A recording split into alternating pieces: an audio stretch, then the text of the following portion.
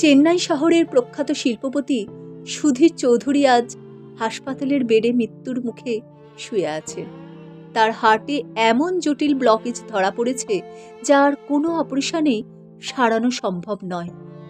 দেশের নামকরা হার্ট স্পেশালিস্টরা মিলে বোর্ড মিটিংয়ে বসে শেষ সিদ্ধান্তে উপনীত হয়েছেন রোগীকে বাঁচানো আর সম্ভব নয়।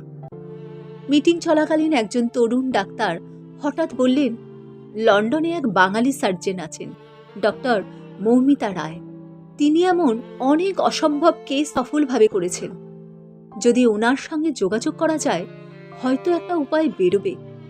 বোর্ডের প্রধান ডাক্তার সঙ্গে সঙ্গে বললেন, তাহলে এখনই ওনার সঙ্গে কথা বলুন। লন্ডনের ঝলমল শহরে এক নিরিবিলি অফিসে বসে ল্যাপটপের রিপোর্ট লিখছিলেন ডক্টর মৌমিতা রায়। এমন সময় মেল এলো, ভারতে এক রোগীর রিপোর্ট। মেল খুলে দেখে চোখ কপালে। হার্টে একেবারে শেষ স্তরের ব্লকেজ।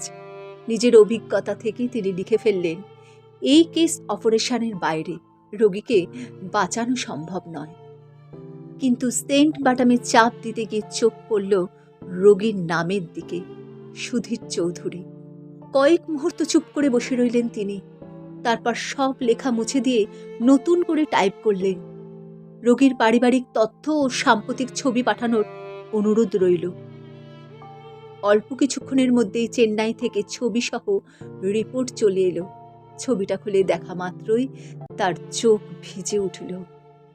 এরপর তিনি উত্তর দিলেন, আমি নিজেই অপারেশন করব। আগামীকালই ভারতে রওনা দিচ্ছি। নিজের হাসপাতালকে ইমেল পাঠিয়ে জরুরি ছুটির আবেদন করলেন। রাতেই ফ্ল্যাটের টিকিট বুক করে নিলেন, আর ব্যাগে কিছু চিকিৎসা সম্পর্কিত বই রেখে এক মনে পড়তে শুরু করলেন। কলকাতার উপকণ্ঠে ছোট্ট এক বাড়িতে একা থাকেন মৌমিতার মা, সরোজিনী দেবী। বহুবার মেয়ে বলেছে, মা আমার সঙ্গে লন্ডনে চলবে? কিন্তু মা একরোখা স্বভাবের। না মা, আমার দেশ ছেড়ে আমি কোথাও যাব না। সারাদিন বাগানের গাছপালা আর ফুল নিয়েই সময় কাটান তিনি। একদিন বাগানের চেয়ারে বসেছিলেন, এমন সময় হঠাৎ পিছন থেকে কেউ এসে চোখ দুটো ঢেকে দিল। সরোজিনী দেবী হাসতে হাসতে বললেন, কে রে, মৌমিতা নাকি? মেয়ে হেসে জড়িয়ে ধরল। তোমাকে সারপ্রাইজ দিতে হঠাৎ করে চলে এলাম মা, কিন্তু আবার একটু পরেই বেরোতে হবে। মা মৃদু গলায় বললেন, তুই তো আমার সেরা উপহার রে মা, আর কিছুই লাগে না আমার। মৌমিতা তখন চোখ মুছে বলল, আমাকে আশীর্বাদ করো মা, যেন আমি আজ যা করতে যাচ্ছি তাতে তোমার মুখ উজ্জ্বল হয়। তারপরই গাড়ি ছুটল চেন্নাইয়ের পথে। হাসপাতালে পৌঁছে অন্যান্য ডাক্তারদের সঙ্গে বোর্ড মিটিংয়ে বসে তিনি জানালেন, অপারেশন আমি করব। সবাই জানে এটা প্রায় অসম্ভব কেস, তবুও তিনি রাজি হলেন। সুধীরবাবুর পরিবার চোখে জল নিয়ে বন্ড পেপারে সই করল, শেষ চেষ্টা করুন দয়া করে। পরদিন সকাল, ঘড়িতে বাজে ঠিক 10টা 7। অপারেশন শুরু। টানা 5 ঘন্টা চেষ্টার পরও কোনো সাড়া নেই। ক্লান্ত হয়ে হঠাৎ মাথা ধরে কেঁদে উঠলেন, মাগো।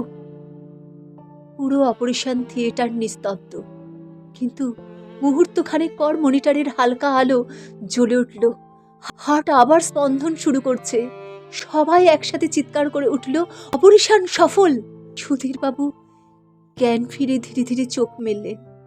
এক ডাক্তার মৃদু হেসে বললেন, ধন্যবাদটা আমাদের নয়, যিনি বিদেশ থেকে এসেছেন তাকেই দিন। চোখ তুলে সুধীরবাবু দেখলেন সামনে দাঁড়িয়ে ডক্টর মৌমিতা। সুধীরবাবু আবেগে কাঁপা গলায় বললেন, আপনি মানুষ নন, আপনি ঈশ্বরের দূত। আপনি আমাকে দ্বিতীয় জীবন দিলেন। আপনার বাবা মা কত গর্বিত নিশ্চয়। মৌমিতা শান্ত গলায় বললেন, যদি বলি সেই গর্ব করার মানুষ আপনি। আপনি? সুধীরবাবু হতভম্ব হয়ে জিজ্ঞেস করলেন, মানে? মৌমিতা কিছুক্ষণ চুপ করে রইলেন, তারপর বললেন, স্মৃতি নামে এক মেয়েকে চিনতেন তো আপনি, যাকে একসময় ভালোবাসার নামে প্রতিশ্রুতি দিয়েছিলেন, তারপর একদিন একা ফেলে দিয়েছিলেন যখন সে আপনার সন্তানের মা হতে চলেছিল? সুধীরবাবুর মুখ ফ্যাকাশে।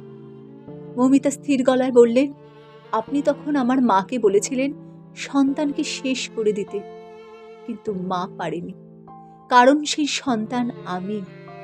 আজ আমি আপনাকে জীবন দিলাম, যেদিন আপনি আমাকে মরতে দিয়েছিলেন। চোখে জল নিয়ে মৌমিতা আরো বললেন, আমি আপনার মেয়ে, কিন্তু শুধু সেই সম্পর্কে আসেনি, আমি এসেছি আমার মায়ের ভালোবাসাকে জীবন্ত রাখতে। আজ মা আমার এখনো আপনার নামে সিঁদুর পড়ে। আমি চাই না এই সিঁদুর কোনো দিন মুছে যাক। এই জীবন বাঁচানোই হলো আমার মায়ের প্রতি দেওয়া সবচেয়ে বড় উপহার।